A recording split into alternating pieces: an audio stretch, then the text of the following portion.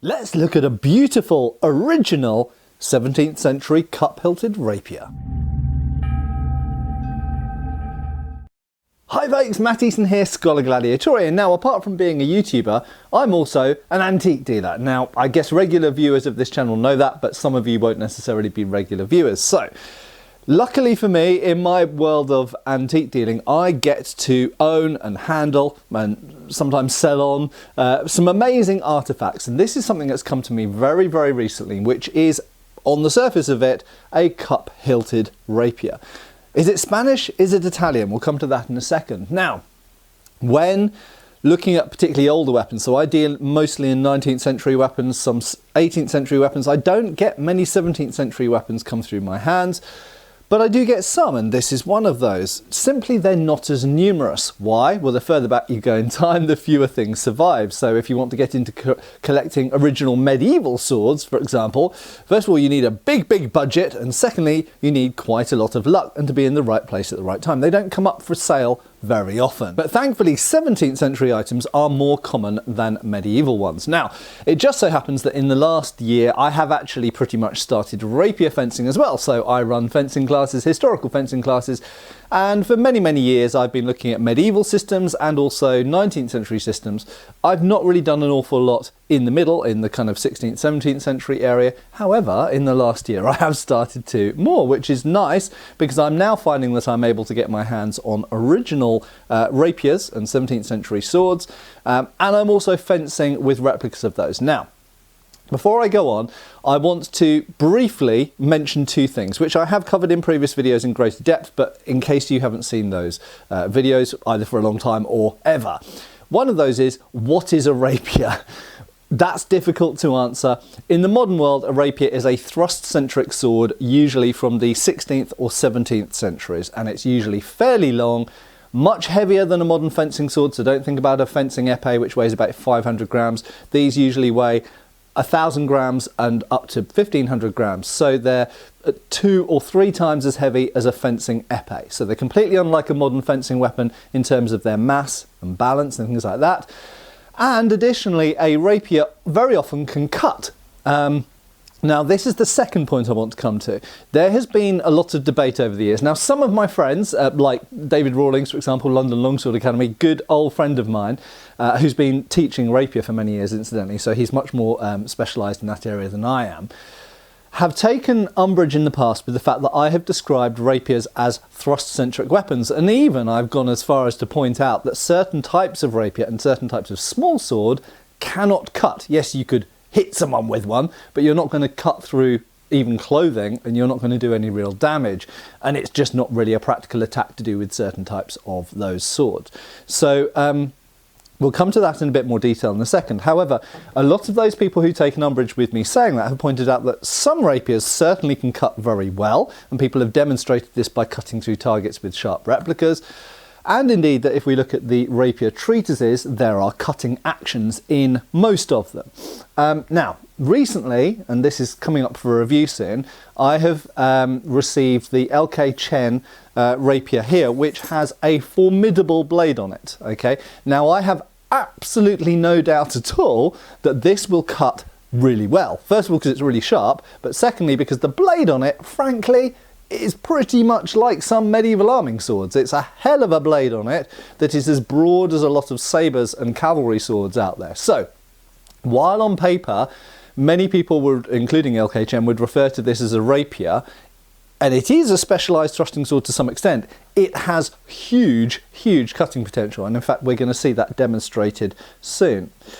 However, coming back to the antique, this is actually a perfect example to demonstrate something which very much does not have, I would say, any cutting potential at all. Now, in previous videos over the years, going back, I've been making videos for 10 years, so going back all over the years, I've pointed out there are certain rapiers, like this one, often Spanish but not always Spanish, in museums like the Wallace Collection and the Royal Armouries and the Metropolitan Museum of Art and the Stibbett Collection, all around the world that I've visited and seen, that have blades which are utterly unsuited to cutting. And this is one of those. Now, previously I've used examples of small swords, so slightly later period swords, slightly smaller swords. But this, I think anybody out there would categorically agree that this is a rapier by anybody's measure of what a rapier is, and that is just a word, and we can attach that word to, there'll be some argument, is that a rapier or is it a side sword or is it a small sword? And there'll be some argument over that. But I think that this is 100% what pretty much anyone would agree is a rapier. It's a cup-hilted rapier. Probably Spanish, possibly Neapolitan, Southern Italian. Come back to that in a second. So, this blade, why do I say it's unsuited for cutting? Quite simply, because it's square. So this is an incredibly narrow blade. Now, admittedly, at the base of the blade here, where we do actually have some engraving, unfortunately the subsequent pitting from rust that's been cleaned off has obscured it, but there is a maker's name down here which I can't quite read, or it could possibly be a Christian sort of holy sort of incantation, I don't know, but there's some writing down here, and this part of the blade is not quite square. I would describe this as slightly technically it's hexagonal because it actually has flat planes here, but it's essentially a flattened diamond as what we refer to it in the business as. So technically it does have edges, but you couldn't even really put a chisel edge on here. Could you make it sharp? Technically, yes, but you won't be able to chop through anything because it's a very narrow and almost square blade. But when you deliver a cut, generally speaking, there are three ways of delivering cuts on something. You either deliver a cut with perpendicular motion, so using it as a lever, or we deliver a push cut or a draw cut. Okay, so a slice by pushing, a slice by pulling, or a chop. Let's call it those things.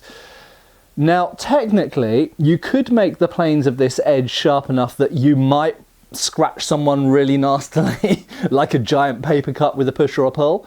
However, bear in mind the edge geometry here is basically 90 degrees. So with a 90-degree plane, yes, absolutely, you could make that really, really fine and really, really sharp, but it's never going to cut very well because you've got a 90-degree angle of edge geometry behind that. And that being the case, this sword also therefore lacks the edge geometry to be able to chop, the edge width to be able to chop, and indeed the mass to be able to chop. The point of balance of this rapier, incidentally, is pretty close to the hilt. Bear in mind that your crossguard is here, so when you measure, for example, this blade is actually 40 inches from the crossguard. So with a rapier blade, you should really measure not to the top of the cup, but actually to the crossguard, because that's where the hilt starts. So some of your hand is hidden inside the cup, essentially. But so 40-inch blade, and it balances about 3 inches from the crossguard. Because, of course, we've got a fairly small pommel, but we've got a fairly large cup. So that brings the point of balance back here.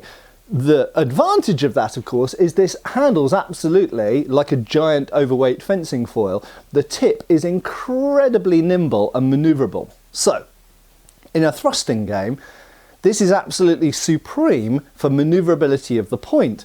If someone pushes my point aside, it's the mere turn of a hand to disengage it and move it to somewhere else and put the point in very, very quickly. So it is as quick and nimble, almost, as a modern fencing épée. It's scaled up, it's longer, it's heavier, but you have a lot of maneuverability at the tip, but no cutting capacity. Now, I referred to this as a Spanish rapier. So fundamentally in design, this is a Spanish cup-hilt rapier, but a little bit of historical context. The Spanish in the 16th and 17th centuries were incredibly powerful. As you probably know, they colonized huge, great swathes of the world, like the French and the British did later on. And in fact, even in Europe. So the Spanish were essentially in control of parts of the Netherlands at various points, and also in control of southern Italy. As a result, that had a knock-on effect on the design of swords. So you could absolutely find Spanish-style cup hilts in the south of Italy, in the Netherlands, and in fact there were sword makers in the Netherlands and in places like Naples and Sicily who were making Spanish-style rapiers with an Italian twist or with a Dutch twist for Spanish customers, or simply for people who liked the Spanish-style swords. So this is a Spanish-style cup hilt with some non-Spanish typical things. For example, these reversed S quillons. Normally Spanish ones have straight quillons. So I personally suspect that this is Italian rather than Spanish. So it's a Spanish style cup hilt with an Italian twist. I would suggest it's probably from Naples or Sicily.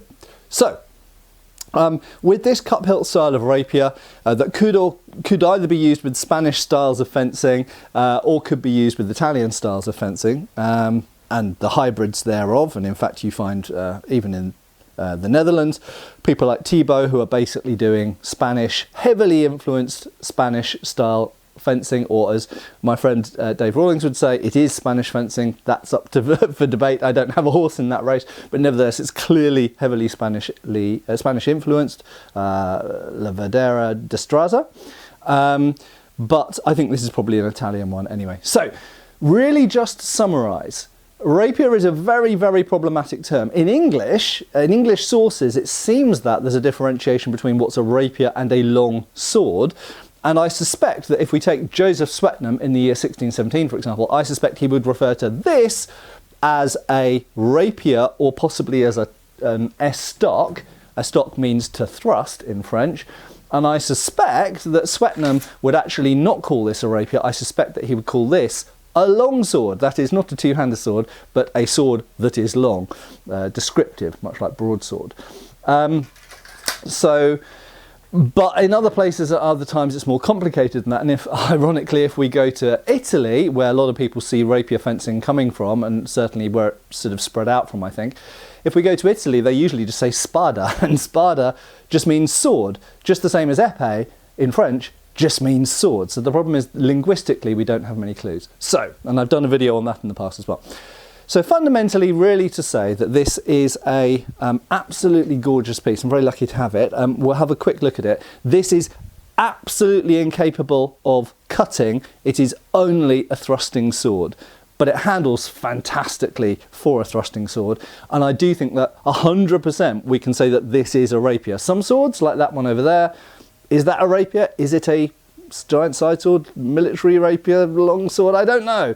But it's a thing. This, I would say, is definitely a rapier by any definition. It's also a sword, being that a rapier is a subset of sword. And you'll notice there's a heavy classical influence as well with these. On that pommel there, you can see a reclining classical type figure. We've got twisted silver, this is, silver with these are called Turk's heads. So at top and bottom, we've got essentially knotted, it's almost like rope, isn't it, really, but done in silver wire. And then the grip itself has a spiral running up it, which has twist wire around it. This, I believe, is all original wire. And then we have a steel hilt or guard, and it has a floral petal-like drop downs here. Now, you'll notice many rapiers have this, and then they stop at that edge here. Certain types of Southern Italian and Spanish cups have an extra border going around here, and this one has yet another border. I have found one other example that was sold by another dealer or sold in an auction, I can't remember which, that was somewhat similar to this but with straight guard. I haven't found an exact match for this rapier yet, so it would be good to find some other examples which are similar to this. Incidentally, how this is constructed is that this bowl is forged out of one piece, and then these looped elements are forge welded on. Now, if you were fabricating this in the modern world, you'd get rings and you'd weld them and then you'd grind off the welds. It's similar to how they did it in period, but they did it with hammering and heat.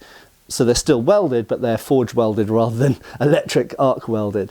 So essentially we've got one bowl down to here with an added on band and then another added on band to mean that your hand is as deep as possible inside that cup. And if you were a Spanish fencer, you've got a choice of either putting one finger over the guard or two fingers over the guard. I actually tend to put two fingers over the guard at the moment, although I'm aware that that is a later Spanish tradition, and the earlier sources, according to my friend Tom Puey, they put one finger over to begin with and later on put two fingers over.